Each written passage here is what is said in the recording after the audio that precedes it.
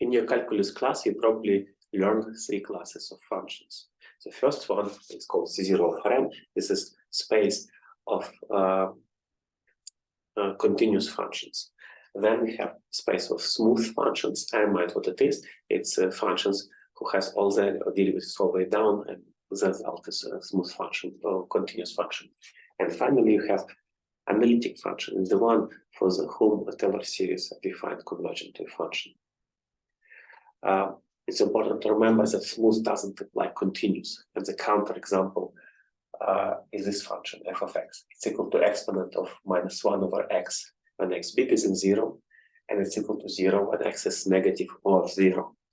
So this function is smooth, and you can check that all its derivatives are also. So this function is continuous. It's quite obvious, and you can check that all its derivatives are defined and continuous on the real line, and hence it belongs to the class of smooth functions. However, Taylor series at the origin doesn't converge to the function itself, so it's not an analytic function. It plays an important role in the calculus on manifolds because there we need partition of unity allowing us to localize certain statements. This is true for all real numbers. And for this particular reason, typically we're going to work with smooth functions, but working with analytic, it's a little bit of a luxury. When we discuss complex manifold, when we actually want to deal with complex valued function which also homomorphic, then yeah, maybe we're going to go to analytic, but it will be very special cases. We will fix with smooth functions for what is a typical class that we're going to need. So what is actually our goal is to define space of smooth functions on the manifold instead of on the Euclidean plane. So what is the problem? Well, the problem is that manifold, as it defined, is a topological space, whereas to define derivative, we need coordinates that are numbers. So just remind what is derivative. So derivative of function at the point, like let's say one-dimensional case, is a limit when of delta x going to 0 of f(x) plus delta x minus f of x divided by delta x. So the point that x should be number to which we can add another number, and then we have to do all the separation. Well, some of these things can be relaxed, but anyway, there should be a definition of limit, so it's not after topological space which can handle this. There's several things needed. I hope we'll discuss it in a separate video, which is optional and will be published later, all full rigorous story about. The point, we need really numbers or model of Euclidean, of Rn space, not just Euclidean, but Rn space to define all these things about derivatives. Then you can say, okay, but look, we have this manifold. Let's introduce local coordinate system like x and y, or the kind of parameterized points locally, and we just can locally write function of coordinates, and if it's smooth functions of coordinates, we are good. Well, this is kind of the point. Yeah, that's what you want to do. This is where you're going. But the caveat here is that actually there is no preferred coordinate system in reality. So you want that your function is smooth with respect to any coordinate system in some sense of the word. And this is more tricky. So let us do a little bit more accurate procedure of explaining what it means to introduce coordinate system really of the manifold. And here we'll try to make it quite careful, and because we also introduce notion of charts all the way. Let's take a manifold M and the point X there. So by the definition of any manifold, there is some open set Ux containing X, and this Ux is homeomorphic to Rn. Then obviously that it's obvious that M can be written as a union over all points of this open sets Ux. This is clearly the whole manifold. Because manifold should be a countable topology, we can actually find selection of points, like call them x1, x2, and so on. So actually, in general, xi I is integer or natural number, and we can, instead of this uncountable union, we can use countable union. Actually, for discussion of what we do, is most likely irrelevant. But let's say I'm much better confident when I'm speaking about countable things, so I will do it. And moreover, in this course, if countable is also trouble, then all the examples will be when we can cover manifold is only finite union of open sets homeomorphic to Rn. So we continue discussion with countable, and even in our head we think about finite. So let's cover our manifold with these sets. So this let's call U1, and then we have some another here, U2, and so on. And each of them is homomorphic to Rn. However, it is not Rn itself. So what we actually say is that this exists a map. Let's call it phi1 and phi2, which is a bijective map between U1 and actual open set in Rn, and this open set is kind of a ball which is homeomorphic to Rn itself. So let's call it U1 tilde, and U1 tilde already has a coordinate system x1, x2, xn, and so on. By the way, coordinates in differential geometry, it's convention to put this on top. So choosing a particular map between abstract topological set to the very concrete subset and very concrete Rn is exactly what means to introduce local coordinate system. That's what you want to do when you draw some fancy coordinates. So this fancy coordinate xy will become straight lines after the map. And we can do it in a different way. I mean, for a different map, open set also we also use map phi2, which gives us different parameterization. So let's call it y1, yn. So different chart will be called with different coordinates, and this will be u tilde 2. Right. So this domain here is called the chart of a manifold, and this is another chart. And collection of all these charts that we use is called an atlas. Precisely the same way that we have an atlas as a book. 7 as a chart, as a collection of charts of local maps to describe the Earth, and the Earth is a curved manifold, so we cannot like make one universal map that is correct for representation of all the details. So we have our local coordinatization, and what we have to care about is that actually there is this different open sets actually intersect somewhere here, and so there are some points that belongs they exist in both charts. So this is an image of this point in one chart and another chart. So we better to be sure that this point is somehow related.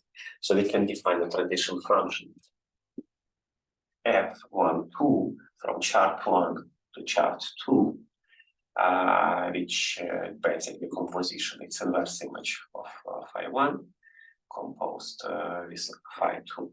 It's expect to the manifold, and then come back here. So this is called Glue transition function. So it's called Glue function.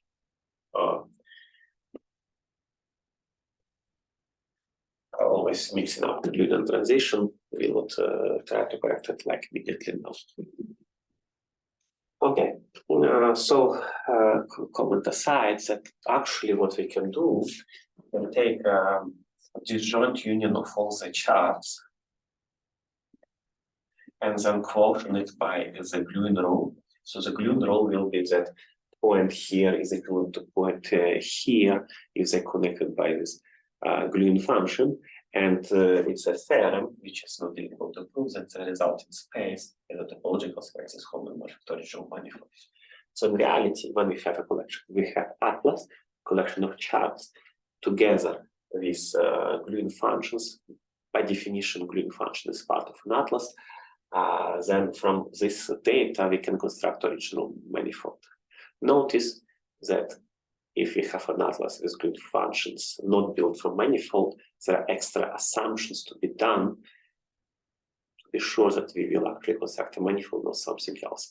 There will be some problem, at least, of result being Hausdorff space.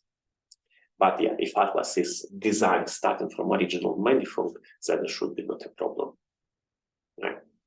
So now, when we want to have a function, let's say function f from manifold, well, let's say two real numbers. I mean, it can be more complicated, but let's start with this one. Then, in practice, we realize it as in each chart as a function of coordinate system. So, in reality, we identify this function from all the charts to R, and locally this looks like what? So f in the chart u tilde I is just has a function of n real coordinates. So we come back to normal calculus, but now the definition is local, and now the point here is that if you want function to be smooth, okay, we want that these guys, we want to define smooth function on manifold, we want these functions to be smooth. Now, if this function is smooth here, and then we make a transition using gluing functions to here, then it will remain smooth if this gluing function is itself a smooth function in terms of coordinates. So locally f1, 2, so let's put it here, what is f1, 2 locally? So it actually tells us what will be the values of y as a function of x1, xn, yn, function of x1, xn. Yeah, so locally f1, 2 is realized. In practice, it's really realized as just collection of explicit function of n variables.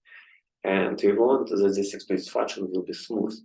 Then if our big function f from manifold real numbers is locally smooth in this chart, then after transition to a different chart, it remains smooth.